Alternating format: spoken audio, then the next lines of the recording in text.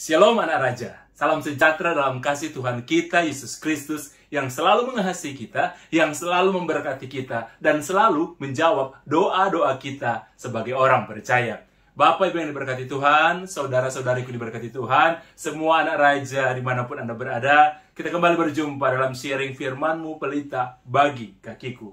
Mari, hari ini kita akan membaca dari Perjanjian Lama. Saya ambil dalam 1 Raja-Raja pasal 21, 1 Raja-Raja pasal 21, ayat 1 sampai ayat yang ke-29. Kita akan baca secara utuh, saudara boleh mendengarkan apa yang saya bacakan, atau saudara juga boleh membuka Alkitab saudara, kemudian saudara boleh ikut membaca bersama-sama. Kenapa kita harus baca semua? Supaya kita paham, karena ini sebuah kisah. Ya, sebuah kejadian yang pernah terjadi kepada salah seorang raja Israel. Jadi kita akan membahas secara utuh dan kita akan merenungkan bersama-sama. Sekali lagi, 1 Raja-Raja pasal 21 ayat 1 sampai ayat yang ke-29. Perikopnya, kebun anggur Nabot. Sesudah itu terjadilah hal yang berikut. Nabot, orang Yisrael, mempunyai kebun anggur di Yisrael, di samping istana Ahab, Raja Samaria. Berkatalah Ahab kepada Nabot, berikanlah kepadaku kebun anggurmu itu, supaya kujadikan kebun sayur, sebab letaknya dekat rumahku. Aku akan memberikan kepadamu kebun anggur yang lebih baik daripada itu sebagai gantinya. Atau jikalau engkau lebih suka, aku akan membayar harga kepadamu dengan uang. Jawab Nabot kepada Ahab, kiranya Tuhan menghindarkan aku daripada memberikan milik pusaka nenek moyangku kepadamu. Lalu masuklah Ahab ke dalam istana dengan kesal hati dan gusar karena perkataan yang dikatakan Nabot, orang Israel itu kepadanya. Tidak kuberikan kepadamu milik pusaka nenek moyangku. Maka berbaringlah ia di tempat tidurnya dan melungkupkan mukanya, dan ia tidak mau makan. Lalu datanglah Isabel istrinya dan berkata kepadanya, apa sebabnya hatimu kesal sehingga engkau tidak mau makan? Lalu jawabnya kepadanya, sebab aku telah berkata kepada Nabot, orang Israel itu, berikanlah kepadaku kebun anggurmu dengan bayaran uang, atau jika engkau lebih suka, aku akan memberikan kebun anggur kepadamu sebagai gantinya. Tetapi sahutnya, tidak akan kuberikan kepadamu kebun anggurku itu. Kata Isabel istrinya kepadanya, bukankah engkau sekarang yang memegang kuasa raja atas Israel? Bangunlah, makanlah, dan biarlah hatimu gembira. Aku akan memberikan kepadamu kebun anggur Nabot, orang Israel itu. Kemudian, ia menulis surat atas nama Ahab, memateraikannya dengan materai raja, lalu mengirim surat itu kepada tua-tua dan pemuka-pemuka yang diam sekota dengan Nabot. Dalam surat itu ditulisnya demikian. Maklumkanlah puasa dan suruhlah Nabot duduk paling depan di antara rakyat. Suruh juga 2 orang dursila duduk menghadapinya, dan mereka harus naik saksi terhadap dia dengan mengatakan, engkau telah mengutuk Tuhan dan Raja. Sesudah itu bawalah dia keluar dan lemparilah dia dengan batu sampai mati. Orang-orang sekotanya, yakni tua-tua dan pemuka-pemuka yang diam di kotanya itu, melakukan seperti yang diperintahkan Isabel kepada mereka, seperti yang tertulis dalam surat yang dikirimkannya kepada mereka. Mereka memaklumkan puasa dan menyuruh Nabot duduk paling depan di antara rakyat. Kemudian datanglah 2 orang, yakni orang-orang dursila itu, lalu duduk menghadapi Nabot. Orang-orang dursila itu naik saksi terhadap Nabot di depan rakyat. Katanya, Nabot telah mengutuk Tuhan dan Raja. Sesudah itu mereka membawa dia keluar kota, lalu melempari dia dengan batu sampai mati. Setelah mereka menyuruh orang kepada Isabel mengatakan, Nabot sudah dilempari sampai mati. Segera sesudah Isabel mendengar bahwa Nabot sudah dilempari sampai mati, berkatalah Isabel kepada Ahab, bangunlah, ambillah kebun anggur Nabot, orang Yisrael itu, menjadi milikmu. Karena Nabot yang menolak memberikan kepadamu dengan bayar uang, sudah tidak hidup lagi, ia sudah mati. Segera sudah Ahab mendengar bahwa Nabot sudah mati, ia bangun dan pergi ke kebun anggur Nabot, orang Israel itu, untuk mengambil kebun itu menjadi miliknya. Tetapi datanglah firman Tuhan kepada Elia, orang Tisbe itu, bunyinya, bangunlah, pergilah menemui Ahab, raja orang Israel di Samaria, yang telah pergi ke kebun anggur Nabot untuk mengambil kebun itu menjadi miliknya. Katakanlah kepadanya demikian, beginilah firman Tuhan, engkau telah membunuh serta merampas juga. Katakanlah kepadanya, beginilah firman Tuhan, di tempat anjing telah menjilat darah Nabot, di situ jugalah anjing akan menjilat darahmu. Kata Ahab kepada Elia, sekarang engkau mendapati aku, hai musuhku. Jawabnya, memang sekarang aku mendapat engkau, karena engkau sudah memperbudak diri dengan melakukan apa yang jahat di mata Tuhan. Sesungguhnya aku akan mendatangkan malapetaka kepadamu. Aku akan menyapu engkau dan melenyapkan setiap orang laki-laki dari keluarga Ahab, baik yang tinggi maupun yang rendah kedudukannya di Israel. Dan aku akan memperlakukan keluargamu sama seperti keluarga Yerobeam bin Nebat dan seperti keluarga Baisai bin Ahia. Oleh karena engkau menimbulkan sakit hatiku dan oleh karena engkau mengakibatkan orang Israel berbuat dosa. Juga mengenai Isabel, Tuhan telah berfirman, anjing akan memakan Isabel di tembok luar Israel. Siapa dari keluarga Ahab yang mati di kota akan dimakan anjing, dan yang mati di padang akan dimakan burung di udara. Sesungguhnya tidak ada orang seperti Ahab yang memperbudak diri dengan melakukan apa yang jahat di mata Tuhan, karena ia telah dibujuk oleh Isabel istrinya. Bahkan telah berlaku sangat keji dengan mengikuti berhala-berhala. Tetapi yang seperti yang dilakukan oleh Amori yang telah dihalau Tuhan dari depan orang Israel. Segera sesudah Ahab mendengar perkataan itu, ia mengoyakkan pakaiannya, mengenakan kain kabung pada tubuhnya dan berpuasa. Bahkan ia tidur dengan memakan kain kabung dan berjalan dengan langkah lamban. Lalu firman Tuhan kepada Elia orang Tisbe itu, sudah kulihat bahwa Ahab merendahkan diri di hadapanku. Oleh karena itu ia telah merendahkan diri di hadapanku, maka aku tidak akan mendatangkan malapetaka dalam zamannya. Barulah pada zaman anaknya aku akan mendatangkan malapetaka atas keluarganya. Bapak Ibu yang diberkati Tuhan, saudara-saudariku yang diberkati Tuhan, semua anak raja dimanapun Anda berada, kita baru saja membaca sebuah kisah yang terjadi melibatkan 3 orang. Peran utamanya ada Ahab, ada Nabot, dan ada Isabel. Saudara, Ahab punya keinginan. Sampai saudara ketika keinginannya itu ditolak, Ahab itu bersedih. Dari kisah ini saudara, saya telah baca secara utuh, saudara juga telah ikuti secara utuh.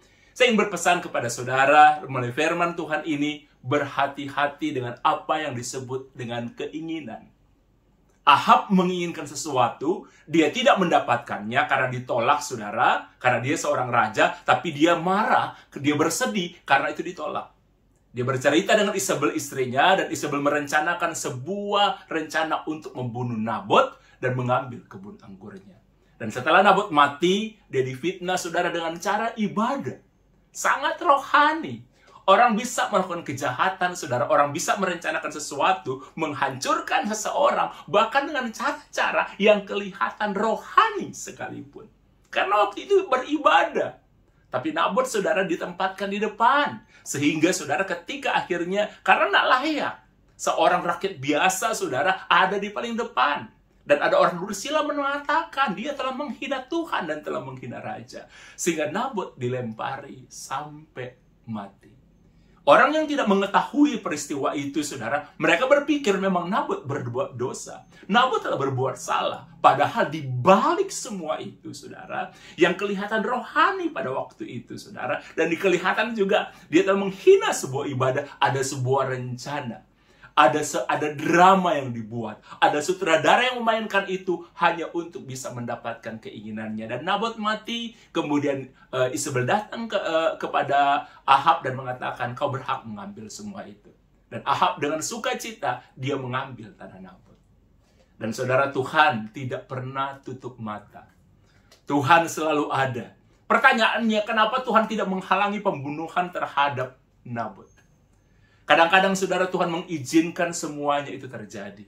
Tapi bukan berarti, kadang-kadang kita memang tidak bisa paham, tapi kadang-kadang Tuhan mengizinkan semua itu terjadi. Tapi bukan berarti Tuhan menutup mata untuk semua peristiwa.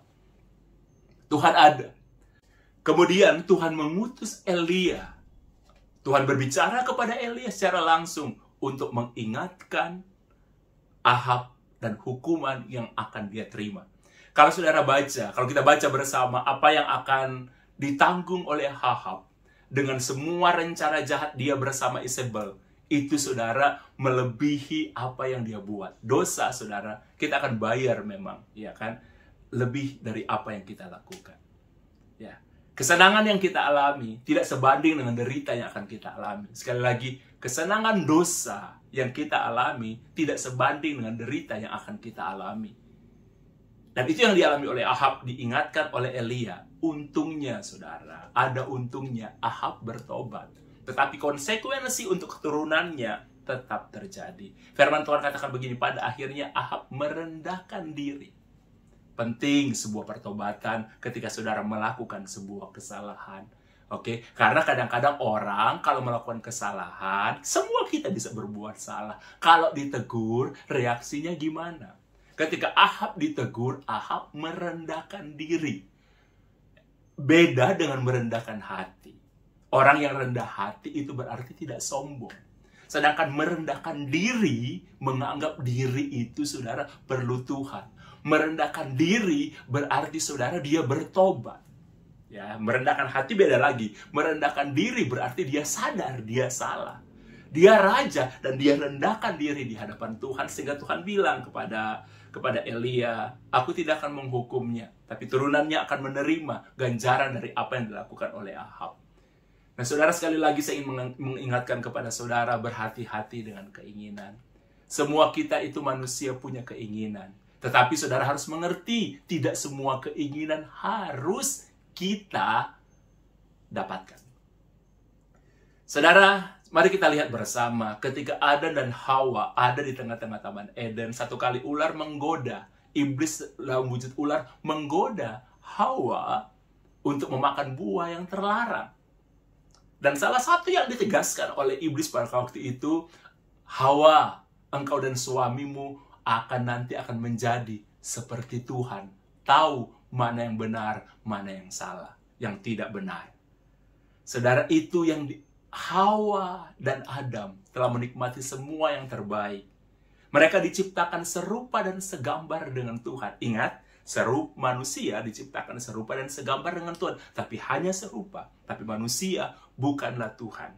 Oke? Jadi kenapa? Manusia itu membutuhkan Tuhan untuk bisa menjadi sempurna. Ketika Hawa dijanjikan akan seperti Tuhan, Hawa ambil buah itu dan dia makan. Saudara, ada sebuah keinginan, yang lebih tinggi, yang lebih besar, yang ditawarkan iblis pada waktu itu. Saudara juga mungkin masih ingat kisah tentang Lucifer.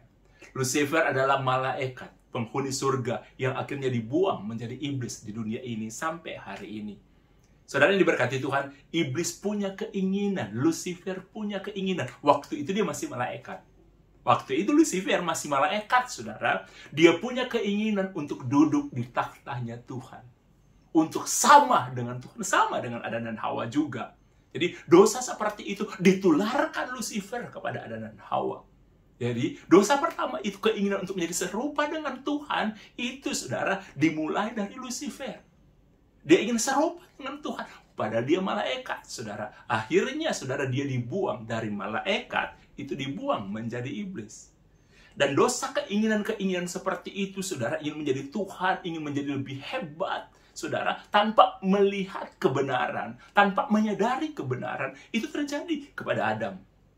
Sehingga Adam pun tergoda untuk melakukan itu. Dan Adam dan Hawa jatuh dalam dosa. Hawa terutama yang mendengar janji akan menjadi seperti Tuhan. Saudara ingat juga, dulu manusia satu bahasanya. Ingat peristiwa Menara Babel? Mungkin kalau tidak ada peristiwa Menara Babel, sampai hari ini kita manusia hanya ada satu bahasa. Tidak ada bahasa macam-macam, saudara. Indonesia aja setiap suku ada begitu banyak suku, ada begitu banyak bahasa. Tapi bahasa itu pertama kali dikacaukan itu di peristiwa Menara Babel. Apa keinginan manusia? Manusia ingin mencari Tuhan. Dengan membangun menara Babel, mereka pikir menara yang tinggi, karena Tuhan di tempat yang paling tinggi, mungkin di balik awan, disitulah Tuhan bersemayam. Ada keinginan manusia, kelihatannya sekali lagi itu rohani, tapi itu kesombongan. Oke, keinginan yang tidak benar. Oke, saudara yang diberkati Tuhan, ada lagi saudara, saya kasih contoh satu kepada saudara. Daud, ketika dia melihat Batseba sedang mandi, Daud, saudara, menginginkan Batseba.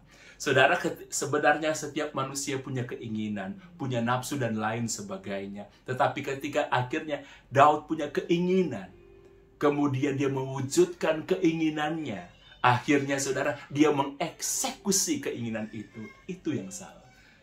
Saudara, manusia punya keinginan. Contohnya misalnya saudara punya keinginan untuk kaya. Boleh nggak punya keinginan untuk kaya? Oh, boleh sekali saudara. Manusia bisa diberkati, manusia bisa banyak uang. Tapi cara saudara mencapai keinginan itu yang biasanya yang salah. Jadi hari ini saya cuma ingin berpesan kepada saudara, kita belajar dari Lucifer. Malaikat dibuang ke bumi menjadi iblis. Karena sebuah keinginan ingin sama dengan Tuhan. Andaikan Lucifer tidak memiliki keinginan seperti itu, dia mungkin masih menjadi malaikat di surga. Begitu juga dengan Hawa. Oke, dia punya keinginan untuk menjadi seperti Tuhan. Iblis menipu Hawa. Dan akhirnya mereka keluar dari Taman Eden. Iblis dibuang dari surga ke bumi. Adam dan Hawa diusir dari Taman Eden.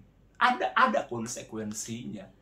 Begitupun manusia, ketika manusia luar biasa ingin membangun menara Babel yang mencapai hampir sampai ke surga. Keinginan manusia untuk mencari Tuhan, tapi dengan cara yang salah. Kelihatannya rohani, tapi salah. Saudara, sekali lagi sebelum saya tutup, saya cuma ingin bilang kepada saudara, dari itu kita belajar. Periksa ketika saudara punya keinginan. Apapun keinginan itu. Apakah keinginan saudara selaras dengan firman Tuhan? Apakah keinginan saudara itu benar? Saya ingin cerita, saudara. Saya punya salah seorang yang saya kenal dengan sangat baik. Sejak dia muda, saya kenal dengan sangat baik. Ya, dia seorang yang masih muda. Ya, di bawah 40 tahun lah. Di bawah 35 tahun. Dia diberkati Tuhan. Dia lulusan dari luar negeri, dia punya orang tua yang diberkati, kemudian dia dimodali, kemudian dia mulai bekerja, dan pekerjaannya sangat-sangat baik. Satu kali, saudara, dia mendapatkan sebuah pekerjaan, tawaran pekerjaan yang besar. Salah satu pekerjaan yang sangat-sangat besar, sangat-sangat luar biasa, dan di depan matanya dia ada keuntungan yang sangat besar. Tapi dia bimbang. Dia satu kali berbicara dengan saya, saudara, ini peristiwa beberapa tahun yang lalu. Satu kali berbicara dengan saya, dia bilang begini, "Kak, bagaimana menurut kakak?" Dia ceritakan apa adanya. Terus saya tanya balik sama dia, "Menurut kamu bagaimana?" "Ya, menurut saya, Kak, itu salah." Jadi, di pekerjaan ini, ada sesuatu yang dia akan korbankan, dan itu, saudara, sesuatu yang melanggar apa yang disebut kebenaran firman Tuhan. Dan itu jelas. Melanggar firman Tuhan. Bukan melanggar prinsip pribadi, tapi melanggar firman Tuhan. Tetapi saudara, kalau secara hitungan manusia, beberapa rekannya dia mengatakan, loh, hal seperti itu biasa di bisnis. Nggak apa-apa, biasa itu di bisnis. Bahkan ketika dia bertanya kepada papanya, ya papanya belum bertobat pada waktu itu, hanya orang Kristen yang biasa-biasa aja, papanya kembalikan kepada dia. Dia cerita kepada saya, papanya kembalikan. Ya terserah kamu, menurut kamu bagaimana? Tapi kalau menurut papa sih, ya di bisnis hal seperti itu bisa aja, no problem, nggak ada masalah. Tapi terserah kamu. Saudara, dia cukup bimbang waktu itu. Tapi ketika dia cerita dengan saya bilang begini, menurut kamu, dia tanya sama saya, "Kak, menurut kakak bagaimana?" Saya bilang, "Kamu jangan tanya dulu menurut saya, menurut kamu bagaimana?" Dia bilang, "Kak, ini melanggar firman Tuhan. Ada hal di depan yang kalau saya ambil pekerjaan ini yang akan melanggar firman Tuhan. Dan itu tidak benar." Saya bilang sama dia, "Kamu ingat nggak di zaman-zaman ketika kamu pemuritan dulu? Ketika kamu kuliah dan masih kuliah di Indonesia, kemudian kamu akan keluar, kamu masih ingat nggak apa yang kakak pernah bilang? Dari Mazmur pasal 15. Demi kebenaran, kita siap untuk rugi. Kalau kamu harus memilih antara kebenaran dan keuntungan, pilihlah kebenaran. Kenapa? Karena kebenaran itu akan memerdekakan kita dan mendatangkan sukacita. Sedangkan keuntungan dengan mengabaikan kebenaran, saya bilang itu akan menghilangkan damai sejahtera. Mungkin kamu akan dapat untung, kamu happy, kamu senang. Tetapi akan ada sesuatu yang hilang dari hidupmu. Seperti Ahab, dia dapat, dia happy, tapi ada yang hilang dari hidupnya. Saya bilang, terserah kamu. Dia bilang gini, Kak, saya nggak mau kehilangan damai sejahtera. Akhirnya saudara, dia lepas itu. Beberapa orang mengatakan kamu bodoh. Sebenarnya kalau di sisi secara bisnis semuanya itu ya wajar-wajar aja. Tapi secara firman Tuhan, saudara, itu enggak. Karena ada hal yang harus dia korbankan. Dia lepas. Akhirnya saudara, orang lain juga yang dia kenal yang mengambil pekerjaan itu. Dan pekerjaan itu baik aja, saudara. Berjalan dengan baik, berjalan dengan sukses, tidak ada masalah. Tapi memang akhirnya dia tahu ada hal yang tidak sesuai dengan firman Tuhan yang harus dilakukan. Dan dia lihat rekannya itu melakukan, tapi temannya happy aja dan mengatakan dia untung. Oke, bisnis itu menghasilkan sesuatu yang luar biasa. Jadi nggak rugi, saudara.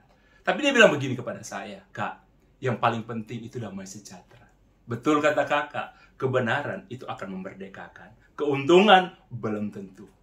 Bapak Ibu yang diberkati Tuhan, saudara-saudariku yang diberkati Tuhan, dimanapun Anda berada, sekali lagi ketika hari ini, saudara punya keinginan dalam bentuk apapun, berdoa. Kalau engkau tahu ukuran kita itu satu, damai sejahtera, dan ukuran kita itu firman Tuhan, periksa itu. Kalau kita nggak damai sejahtera, atau kalau kita untung, mungkin ada damai sejahtera aja, periksa sesuai standar firman Tuhan. Kalau kita tahu itu melanggar, sekalipun itu dianggap biasa di bisnis, saudara, sekali lagi, pilihlah kebenaran dibandingkan keuntungan. Keuntungan itu enak, siapa nggak suka untung? Siapa nggak suka punya banyak uang? Semua suka, saudara. Tetapi saudara tahu, kita akan membayar itu di kemudian hari. Dan jauh lebih mahal biasanya. Kalau saudara memilih kebenaran, ingat, kebenaran akan memerdekakan kita. Teman saya bilang, anak ini bilang, saudara, kepada saya pada akhirnya, walaupun dia nggak dapat proyek begini, dia damai sejahtera. Yang paling penting di dunia ini, walaupun Anda berlimpah dengan harta, tapi kalau ada damai sejahtera, ya, firman Tuhan, tapi kamu kehilangan nyawamu, untuk apa semua itu? Sekali lagi, ketika Anda harus memilih, pilihlah yang benar. Saudara, ada pilihan-pilihan yang baik, ya udah pilih aja. Tetapi kalau saudara diperhadapkan dengan pilihan, dengan keinginan kita, tapi keinginan itu bertentangan dengan firman Tuhan, keinginan itu saudara mengorbankan kebenaran, lebih baik saudara jangan. Amin. Pilihlah kebenaran dibandingkan keuntungan. Mari selesai firman Tuhan hari ini. Mari sama-sama kita berdoa. Kalau saudara lagi bimbang hari ini, apa yang harus saudara lakukan? Mungkin saudara mendengarkan ini dan saudara akan ada di jalan menyimpang. Saudara, Tuhan, apa yang harus saya ambil? Saudara, biar Tuhan memberikan hikmat kepada Anda.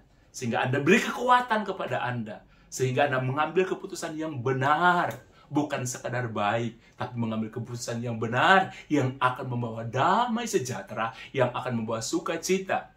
Untuk apa saudara untung, tapi membawa bencana.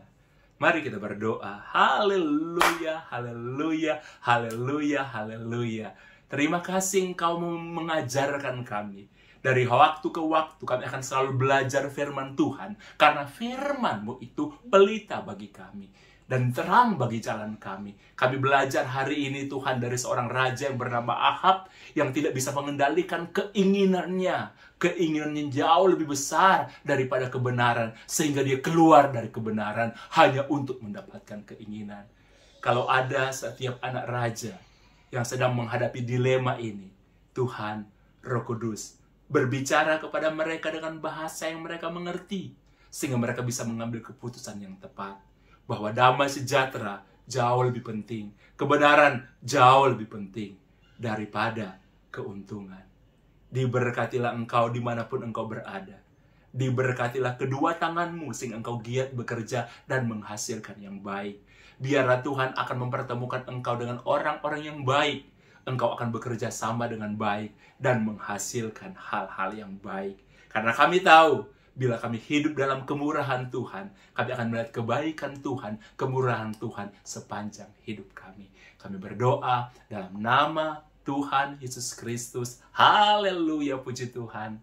Amin.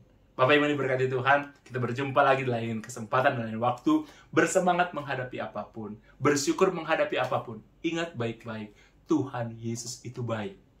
Tuhan Yesus itu luar biasa. Sadari itu dan ingat itu dalam kehidupan kita sehari-hari. Tuhan memberkati kita, semua anak raja, dimanapun Anda berada. Haleluya!